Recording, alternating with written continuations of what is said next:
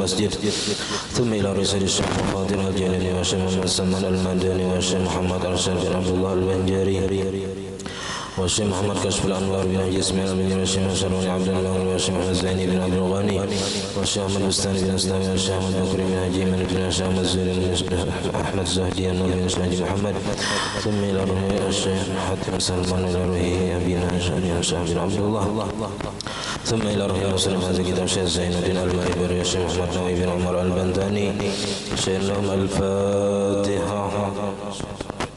بسم الله الرحمن الرحيم الحمد لله رب العالمين الرحمن الرحيم مالك يوم الدين إياك نعبد وإياك نستعين اهدنا الصراط المستقيم صراط الذين أنعمت عليهم غير المغضوب عليهم ولا الضالين آمين.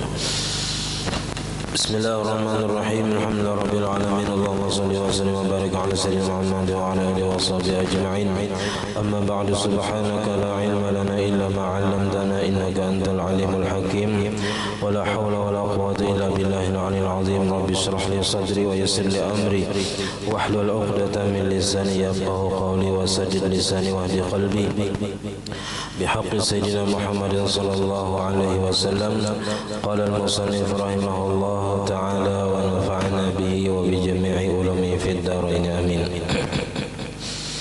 وركعتان قبل الصبح لمواظبته صلى الله عليه وسلم عليهما ولقوله صلى الله عليه وسلم ركعة الفجر خير من الدنيا وما فيها وله في نيتها كيفيات سنة الصبح سنة الفجر سنة البرد سنة الوسطى بناء على القول المرجوح أنها الوسطى وسنة الغداة وله أن يحذف لفظ السنة كأن يقول أصلي الغداة أو أصلي ركعة البرد ويستحب تخفيفهما.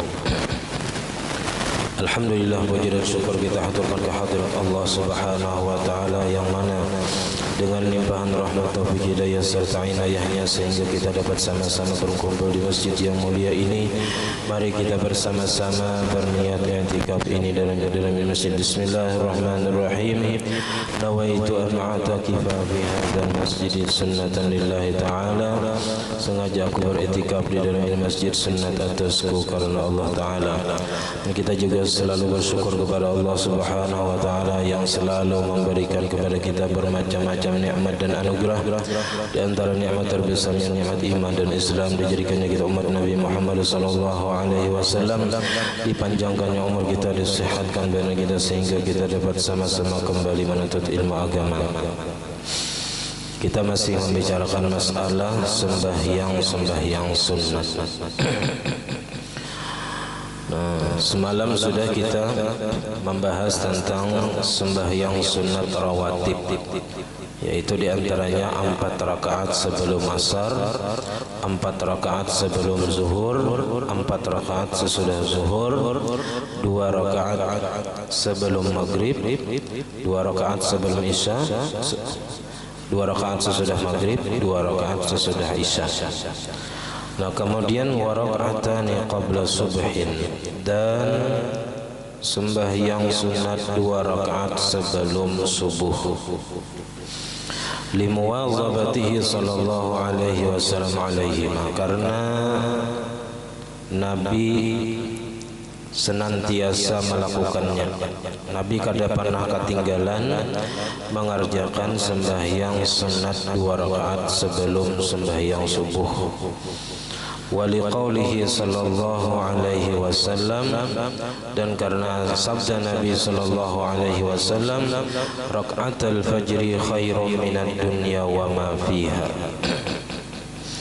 2 rakaat sembahyang sunat subuh itu lebih baik daripada dunia dan apa-apa yang ada di dalam dunia. Dunia dan seisinya itu kalah dibandingkan 2 rakaat sembahyang sunat subuh.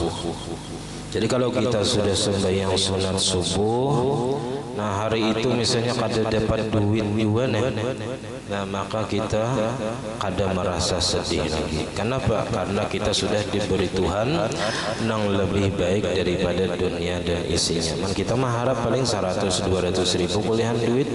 Nah tapi Allah Ta'ala memberi bagi orang yang sembahyang sunat 2 rakaat sebelum subuh itu yang lebih baik daripada dunia dan isinya. Nah, jadi mengkawat jangan sampai tertinggal sembahyang sunat subuh deh. Seandainya ada sampat juga, misalnya bangun pas orang imbah azan tuh, ya kan? Terbangun, kawisi, berwudu, nah hendak sembahyang sunat, ya orang hendak amat sudah, nah boleh aja imbah sembahyang subuh karena ada uzur tadi, ada uzur sebelum subuh kada pamanggawi, nah imbah subuh boleh. Nah, karena Nabi pernah sidin sembahyang qabliyah asar digawi sidin imbah asar, karena sebelum asar tadi kedatangan tamu tadi kada sing bulikan pandir aja terus kada tahu di orang azan. Nah, sampai orang para kamat, nah nyar Nabi minta izin ke masjid. Nah, imbah asar Nabi sembahyang 2 rakaat, ditakoni orang kenapa pin sembahyang imbah asar, maka kada boleh. Jasidin aku sembahyang qabliyah asar tadi kada sampat. Nah, jadi boleh aja sembahyang qabliyah asar atau sembahyang qabliyah subuh itu imbah subuh apabila kada sampat sebelum subuh atau sebelum asar tadi. Nah, kemudian bagi sembahyang sunat subuh ini bermacam-macam niat dan caranya. Nah, cara berniatnya itu macam-macam.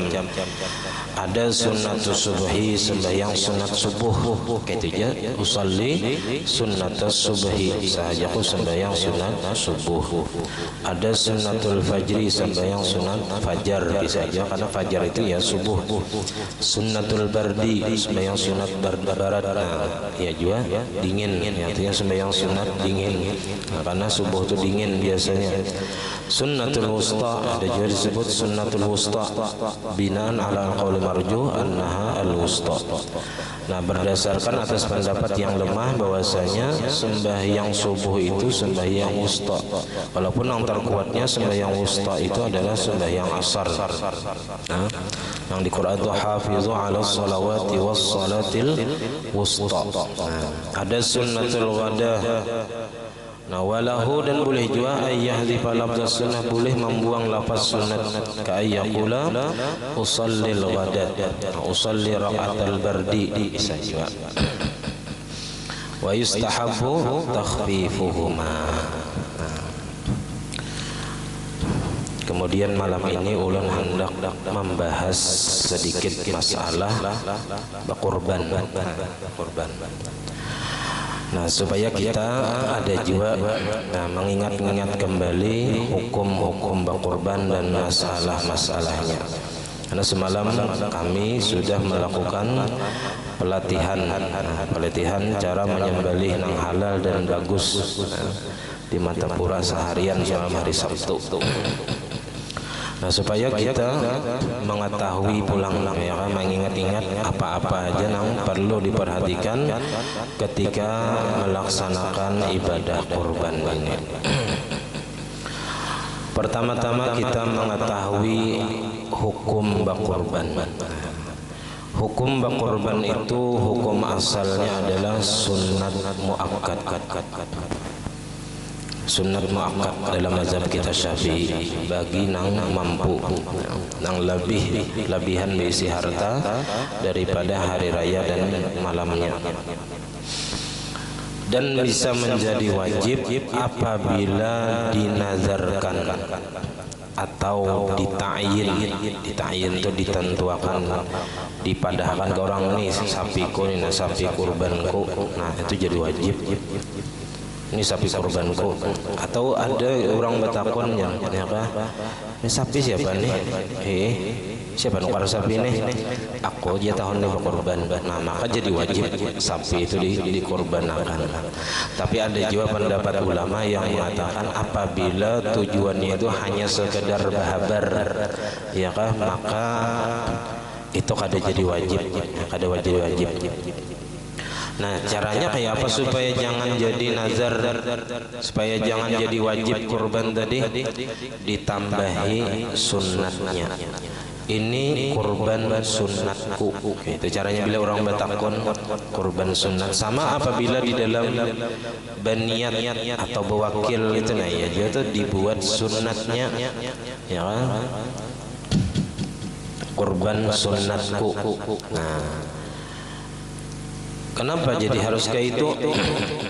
Karena apabila kurban itu wajib, orang nang berkorban tadi kada boleh memakan sedikit pun daripada binatang kurban tadi. Nah, kada boleh. Kalau kurban sunat boleh, bahkan disunatkan ia memakan. Nah, daripada binatang kurbannya tadi. Nah, sampai sepertiga boleh. Nah, sunatnya lagi diberikan kepada fakir miskin sepertiganya. Nah, sepertiganya lagi biasanya orang sugih jadi hadiahkan, boleh juga. Tapi yang abdalnya tetap disedekahkan seberataan, kecuali sedikit, sehimpil dua himpil, ini mengambil berkat daripada korbannya tadi. Nah, jadi kalau kurban sunat boleh aja ia memakan daging kurban tadi. Kalau kurban wajib kada boleh sama sekali.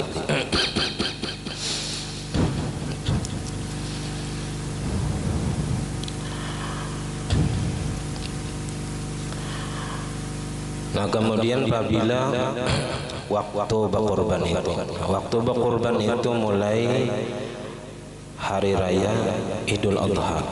Kita tahun ini jatuhnya pada hari Jumat. Nah, maka kita mengkawat tahun ini besungsung sembahyang hari rayanya. Kada bapak juga diulah, ya kan? Lain kayak Idul Fitri biasanya ada yang masih berzakat fitrah, ada yang masih beratar-ataran, ya kan? Nah, masih ada yang berhilang-hilangan. Nah, jadi kalau Idul Adha ini pinanya kada tapi ada yang kayak itu. Nah, jadi mengkau disungsungi kita berataan. Jadi lakas jiwa tuntungnya, lakas jiwa menyembelih sapinya, karena jam 12 harus sudah tuntung kita, ya orang di tangan kan, sama sedikit pulang. Nah, jadi mulai hari raya itu sudah boleh menyembelih sekedar sesudah timbul matahari dan sesudah melakukan sembahyang 2 rakaat Idul Adha dan 2 khutbah. Yang paling afdal waktunya itu sesudah salat Id dan sesudah khutbah pada hari pertama, dan boleh juga sampai hari 13 Zulhijjah, hari tasyrik. Jadi kalau ada sambat misalnya hari raya, nah bisa aja hari tasyrik. Tapi batang hari bisa juga. Nah, kita saja jam 2 pulang menyembelih di sini, ya, sampai asar.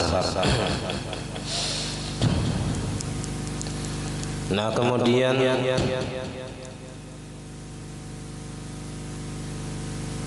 siapa saja yang disyaratkan berkorban? Yang disyaratkan berkorban itu pertama orangnya Islam, syaratnya mesti Islam. Kedua, baligh, kakanak ada disyaratkan. Tapi kena kalau hendak juga si kakanak itu berkorban, nah mesti nang maniatinya atau nang bawakilnya itu adalah walinya. Kalau juga hendak berkorban kakanak masih belum baligh, maka mesti nang kuitannya nang maniatinya. Yang ketiga bakal.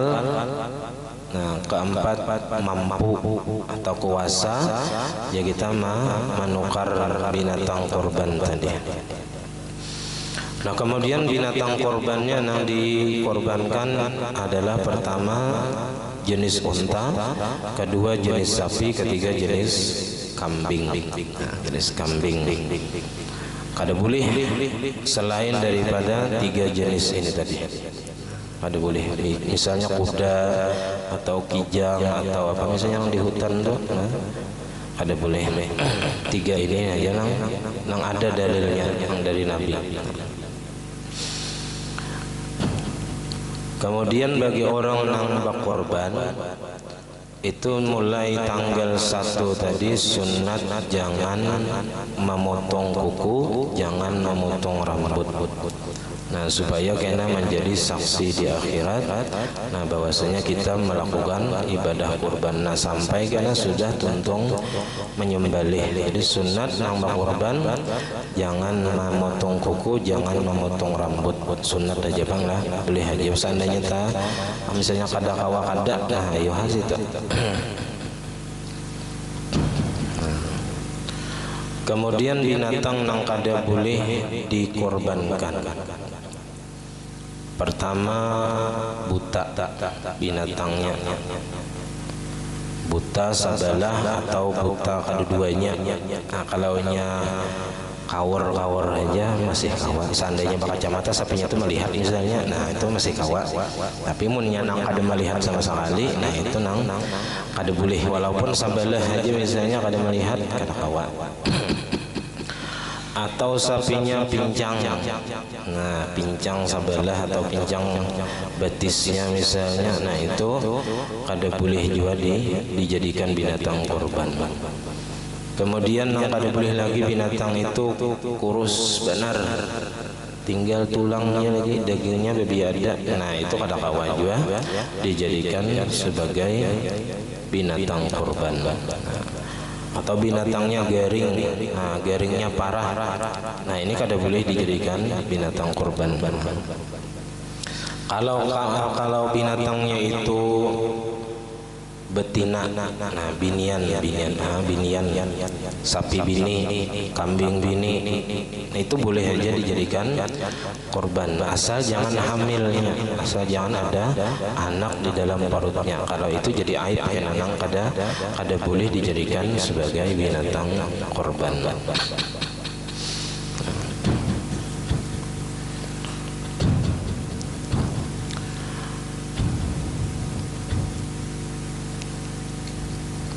Nah, kemudian apakah boleh orang yang sudah mati itu dikorbankan? Berkorban gasan orang yang sudah mati. Nah, itu pendapat yang terkuatnya kada boleh, kada sah mengorbankan gasan orang yang sudah mati kecuali ada wasiat. Nah, itu pendapat yang terkuat. Cuman ada juga pendapat ulama di dalam kitab Mahalli itu, ujar Sidin boleh aja mengorbankan gasan orang yang sudah mati walaupun kada ada wasiat, karena itu bahagian daripada sedekah. Nah, karena boleh aja sedekah itu gasan orang yang sudah mati.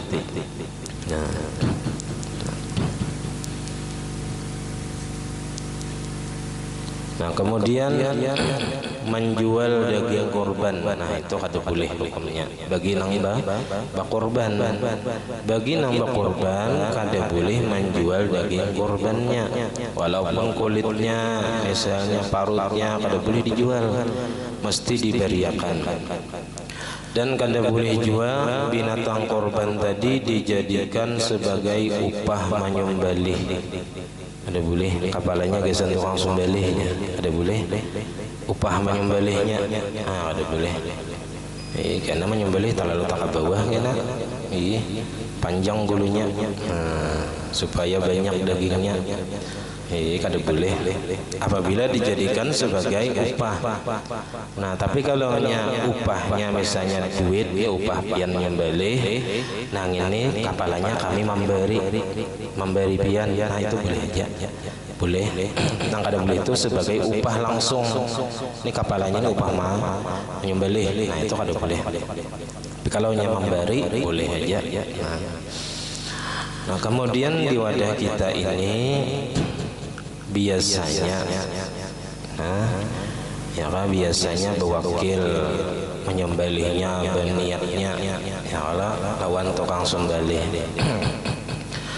Namun di wadah kita ini banyak banyak apa aja kita tuh nang dari panitia ke anggota, dari anggota ke panitia. Nah, itu banyak jalur-jalurnya itu. Nah, di sini Aulan mencatat ada sekitar 5, kurang tambah ya kan gini. kita jadi berbagi pengalaman atau berbagi ilmu aja, saling bila ada yang kurang tambah ya kan, ada salah bujur ya kan. Pertama dari anggotanya kita berapa? 91. Nah, dari anggota bayar ya kan, itu kita ada barisan sebenarnya. Kalau barisan itu mesti sama terus bayarnya setiap tahun. Berapa aja ya kan, sapinya harganya bayarnya tetap sama kayak orang barisan, bang serata bayarnya. Kita di sini bertolong-tolongan aja. Nah, bertolong-tolongan aja. Wa ta'awanu 'alal birri wat taqwa. Mensurangan kita dah ada sanggupnya kan. Ya, masing-masing ada berkorban kita di sini. Nah, lalu kita di sini bertolong-tolongan. Nah, pertama dari anggota 91 bayar kepada panitia. Nah, itu kita menjolong duit itu ya kan. Nah, panitia biasa nukar sapi dan keperluan lainnya. Itu senang bagusnya akadnya dah. Nah, ini duit, nah biasa nukar sapi dan keperluan lainnya. Berataan lalu dikumpulkan oleh panitia. Nah, kemudian panitia pulang. Yang kedua, panitia lawan penjual sapi. Itu lah. Lalu panitia mendatangi penjual sapi. Nah, nukar sapi 2 ikung. Ini harganya seini, ini harganya seini. Sudah ya kan? Di apa aja kita DP-nya berapa misalnya? Julungi dulu duit sebagai tanda jadi. Nah, kemudian sesudah panitia lawan penjual sapi, ini panitia pulang lawan nang bakorban. Itu pulang nang ketiga, panitia lawan nang kana korban. Kada lawan anggota lagi nih, sudah tadi lawan anggota. Ini lawan nang kana bakorban. Seikung sapi bertujuh. Nah, ini supaya kita lebih memudahkan, lebih memudahkan lagi caranya. Nah, jadi kita anggota nang 91 tadi itu memberi panitia duit biasa nukar sapi. Nah, jadi duit itu duit panitia. Lalu panitia nukar sapi. Nah, setelah nukar sapi, panitia ini bilanya sapi itu datang kena ya kah beakat lawan nang berjual sapi ya kah, aku tukari sapi dengan harga seini. Nah, duitnya julang. Nah, sisanya sudah berbulu ya. Nah, kemudian panitia lawan nang berkorban. Seekong sapi itu ditentukan sapinya. Nang sapi pertama orang yang ini, sapi nang kedua orang yang ini. 7. Nah, di situ kena kada usah lagi bakat jual beli lawan nang kana. Kada usah lagi bakat jual beli. Karena kan bakat jual beli nang berkorban ini harus menjulung duit. Ya Allah, ada barang, ada uang.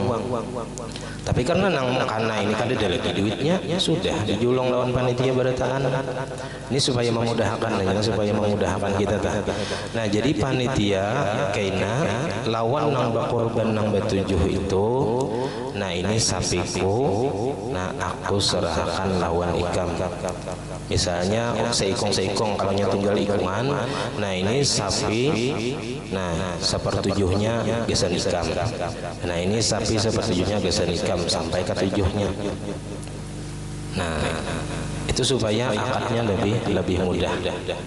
Nah, jadi akadnya itu karena menyerahkan lagi penyerahan ya, akad penyerahan dari panitia kepada nang berkorban. Nah, jadi ini sepertinya ampun ikam, ini sepertinya ampun ikam, ini jadi kutarima ujar nang kana ya kan, nang kana nang kuncangan dah.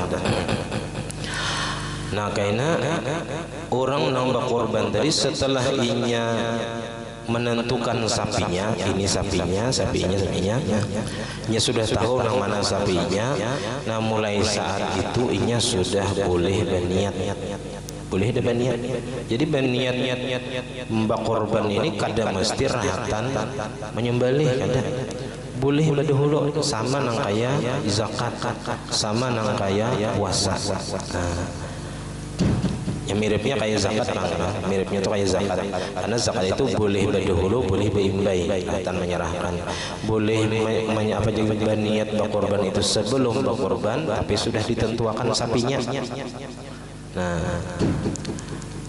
boleh juga di apa aja kita diwakilakan baniat tadi. Biasanya kayak itu Bang. Nah, kita di sini biasanya diwakilakan baniatnya. Lawan menyembelihnya dan membagikan dagingnya. Nah, kemudian setelah panitia lawan nang bakorban tadi sudah penyerahan, jadi penyerahan aja lagi. Kemudian nang bakorban itu bewakil lawan tukang sembelih, jadi bewakil tunggal ikungan. Nah, kemudian tukang sembelih kena bewakil lawan panitia. Jadi kan imbah menyembelih itu ada lagi kita nang tunggal ikungan nang apa aja kita mewakilakan kan ada lagi. Cukup panitia aja sudah, karena menyerahkan apa membagi aja. Jadi dikembalikan kepada panitia. Jadi misalnya imbah ulun menyembelih sapi, nah sudah selesai nyembelih, nah ulun panitia, nah ini ulun wakilakan kawan-kawan pian untuk membagikan dagingnya. Nah jadi panitia aja lagi urusannya selesai. Itu kena. Nah kemudian ada semalam itu waktu pelatihan itu, nah disampaikan oleh nang apa aja kita nang moderatornya atau nang disuruh menjelaskan masalah korban, nah gurunya. Nah itu Jasidin menyembelih binatang itu tujuannya supaya daging yang dimakan itu baik. Itu cara yang paling baik adalah dengan disembelih. Jadi agama kita ini mensyariatkan menyembelih binatang itu supaya daging yang dimakan itu bujur-bujur baik. Nah, kayak apa caranya? Yaitu dengan disembelih. Jadi menyembelih itu tujuannya menghilangkan darah yang ada di awak supaya jangan bercampur lawan daging. Nah, supaya jangan bercampur lawan daging. Jadi darah itu habis dipompa oleh jantung ketika disembelih itu dikeluarkan lewat saluran urat yang ada di dua urat yang ada di intang saluran napas dan makanan. Nah, jadi dilajarinya sama menyembelih itu 5 jari dari rahang sapi. Di situ tempat pertemuan saluran urat nang dua itu, wadajain. Saluran nang urat nang di situ menuju pembuluh darah. Nang mana bilangnya itu pagat pasti mencurat darahnya di sini. Nah maka Jasidin ya kan, ada Jasidin kebiasaan nang sidin singgung tuh. Ada Jasidin di sebagian daerah tuh nang besumpal. Nah besumpal. Jualan wadah kayak itu juga. Besumpal juga nih. Apa tujuannya itu Jasidin? Ya kan? Kalau tujuannya itu menyumbat darah, berarti Jin menahan darah supaya jangan keluar. Sedangkan tujuan menyembelih itu supaya darah habis keluar. Lalu sidin mungkin Jin kurang bahari itu nang disumpali itu saluran makanan. Nang disumpali supaya nang di dalam jangan keluar. Mungkin Jin. Julun apa tujuannya? Mungkin ada nang tahu. Tujuan menyumpali nang sarai laos tuh kesenang apa? Ulun gak ada tahu juga ulun tahu akan lawan nang bubuhan nang anak guru abdan dari mana tuh? Julun udah pian mang kayak itulah juga. Sama aja sih dan ada sebagian julun kesan apa nang itu tujuannya? Ada tahu juga aja sih dan sama aja pada ada tahu juga. Jadi nang bagusnya itu kayak apa? Ya tetap aja kita masih tradisi gitu, kada apa-apa kita terusakan aja. Cuma nang disumbali jangan saluran darahnya itu aja. Jangan saluran darahnya nang mencurat tenang. Kalau pinat tahan darah di dalam awak sapi tadi. Jadi nang jauh jangan di situ tuh, di lain nang di atasnya sini kan misalnya nanti tapali ya. Nah supaya jangan tertahan darah di dalam awak sapi tadi. Kalau buahnya itu melajari baginya nang kada beti tindihan, kada belalasungan, kada bejejakan, betis kanan kada bejarat. Jadi tiga jangan dijarat buahnya tuh, tangan kanan, tangan kiri lawan betis kiri. Jadi tangan betis kanan di atas tuh bebas. Bebas saja. Kita ada wani pang gitu ya kalau bina sapinya gagah. Lawan juga orang kayak itu biasanya di tempat nang lincar. Jadi sapi itu kada kau berdiri lagi. Munnya sudah licin, kada kau berdiri lagi. Mun kita di sini gagah sapinya. Nah, sapi laki, sapi bini jero buahnya mungkin kawa aja kayak itu. Tapi mun sapi laki, kada kawa bisa. Nang ditindihi aja gagahnya. Nah jadi itu yang perlu kita perhatikan juga. Lawan jangan lagi ada nang mencolomori lawan darah sapi. Nah mencolup ke tempat penyembelihan dan betis. Karena ada istilah ambil berkat dengan benda nang najis kadeda. Nah benda najis bukan untuk dijadikan sebagai pengambilan berkah kadeda. Munnya gesan ubat juga misalnya beta tambah atau gesan betis pecah misalnya. Nah itu sekadar nang parlunya aja boleh. Kada beli sampai ke berataan betis dicelupakan nang mana nang diobati nang itu aja nang boleh dianuakan gitu. Yang karena di dalam fikih itu jelas kita haram hukumnya merigati awak dengan benda najis walau dengan darah korbannya. Ada boleh. Jadi mana ada bina nak ada pas kan bisa aja bujuriakan. Nah, kemudian karena masalah menyembelihnya pulang, karena perlu diperhatikan kan saksinya. Nah, saksinya supaya bujur-bujur melihat sudah kapagat atau belum. Bujur-bujur melihat. Nah, jadi supaya sembelihannya tadi bujur-bujur sah. Nah kemudian semalam orang suah jaman nakun-nakun ya boleh bertanya kan yang takun situ. Jangan takun-nakun masalah daging itu bau sebabnya apa? Nah, sebabnya apa? Apakah salah dalam menyembelih atau karena ada faktor lain seperti makanannya misalnya nang kada bagus atau ada penyakit dalam nang maulah apa aja kita dagingnya itu jadi kada nyaman. Jadi kalau dari gurunya sebenarnya kada kawa menjawabkan saya kada kawa mempasakan, tapi dari dokter hewannya ada menjelaskan sedikit. Nah daging itu bisa bau jadi karena sapinya bisa stres. Sapi itu bisa stres. Karena sapi itu stres lalu darah nang keluar tadi kada lancar, kada habis, lalu daging tadi bercampur darah, lalu disitulah terjadi bau dagingnya tadi bisa. Nah di antara nang maulah sapi itu stres biasanya menyembelih sapi nang seikung itu jangan di hadapan sapi nang seikungnya. Inya sapi itu bujurai kada bakal tapi inya bisi perasaan. Inya melihat kawannya dirimpung orang tuh gairah juga. Melihat disumbelih apalagi melihat darahnya jangan sampai ya kita sapi nang lain tadi melihat kawannya disumbelih karena itu bisa mulai stresnya. Kalau dijauhkan dahulu ya kan? Dijauhkan sapi nang seikungnya atau maasah parang di hadapan sapi.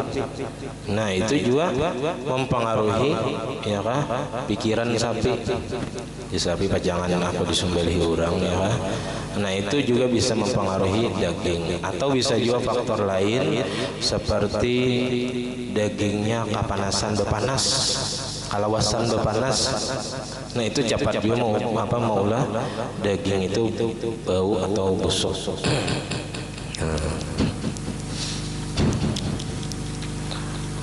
Nah itu dijadikan diantaranya. apalagi ada kan yang perlu dibahas masalahnya.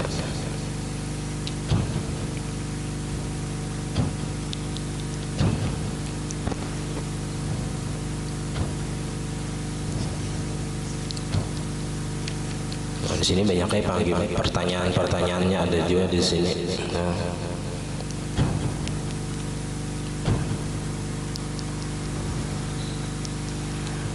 Nah, diantaranya masalah dalam satu ekor sapi itu kan untuk 7 orang.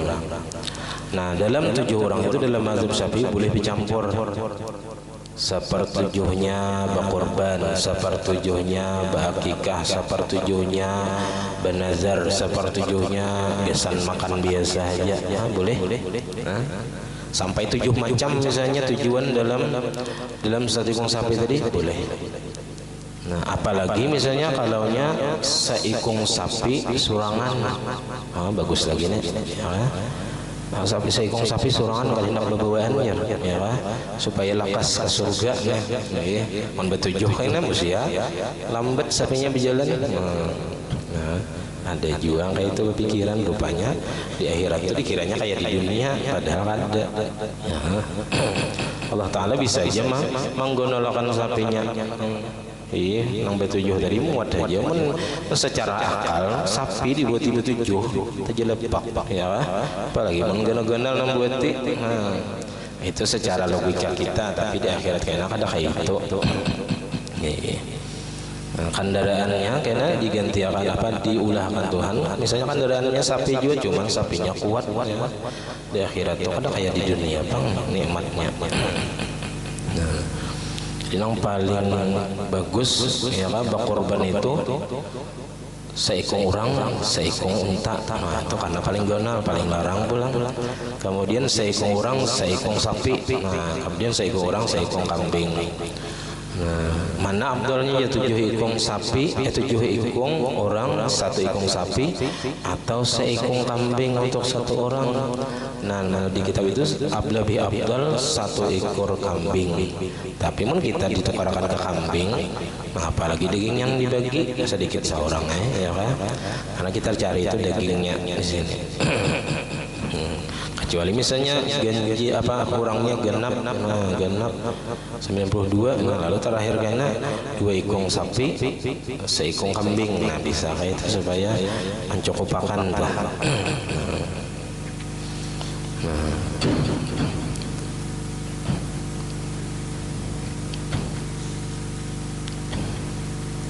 Kalau di dalam kitab Nihayatul Zin ini ada pembahasan masalah korban dan akikah itu ada dalam kitab sini ada.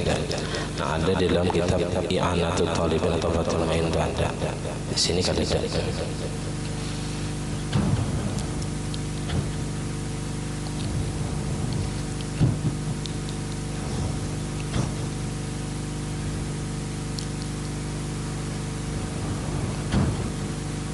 Nah, kemudian ada sedikit masalah menyembelih ini perlu disampaikan bahwasanya menyembelih binatang itu boleh aja bagi bibinian boleh aja menyembelih.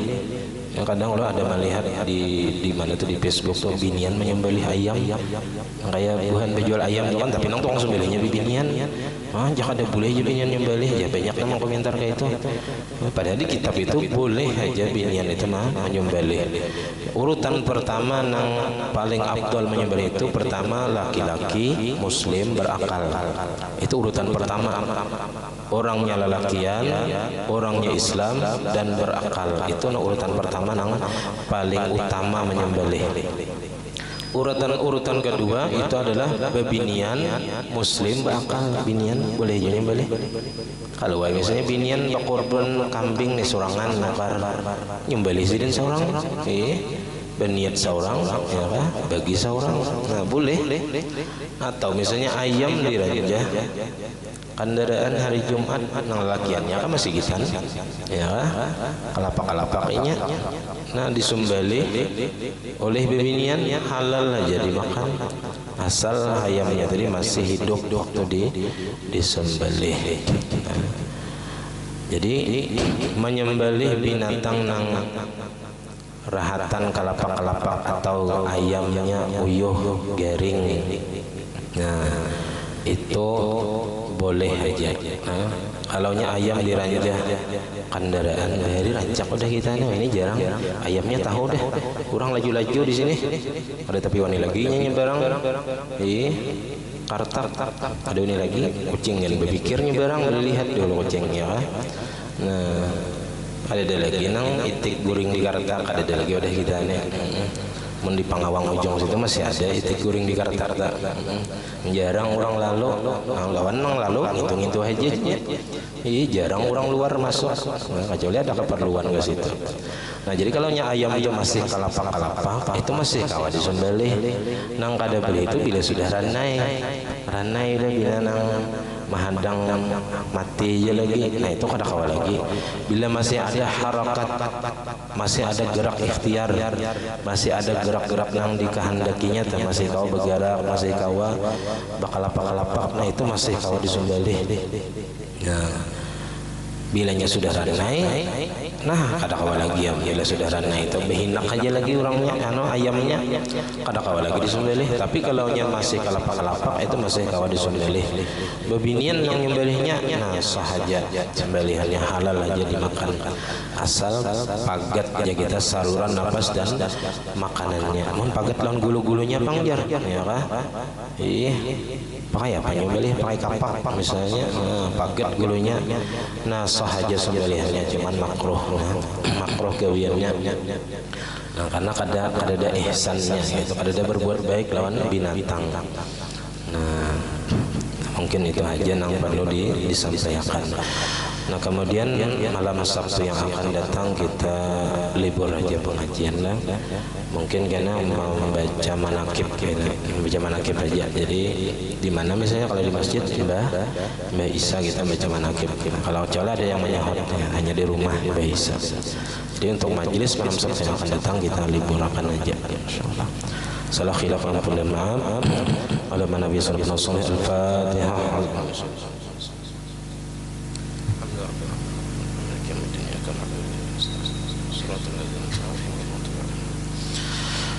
Amin. Bismillahirrahmanirrahim. Alhamdulillah rabbil alamin. Allahumma shalli wa sallim wa barik ala sayyidina Muhammad wa ala alihi wa sahbihi ajma'in. Allahumma faqihna fid din, Allahumma faqihna fid din, Allahumma faqihna fid din wa 'allimna ta'wil warzuqna al-ikhlas fi talabil 'ilmi wa fi nashrihi wa fi jami'i ta'at wa masr 'uyubana wa 'uyuba mu'allimina 'anna wa la tadhhab barakati 'ulumihim 'anna. Allahumma aghnina bil 'ilmi wa zayyinna bil hilmi wa akrimna bit taqwa wa jammilna bil 'afiyah. Rabbana la tuzigh qulubana ba'da idh hadaytana wa hab lana min ladunka rahmatan innaka antal wahhab. Rabbana hab lana min azwajina wa dhurriyyatina qurrata a'yun waj'alna lil muttaqina imama. Rabbana atina fid dunya hasanatan wa fil akhirati hasanatan wa qina 'adzaban nar. Wa sallallahu ala sayyidina Muhammad wa ala alihi wa sahbihi wasallam. Alhamdulillahi rabbil alamin.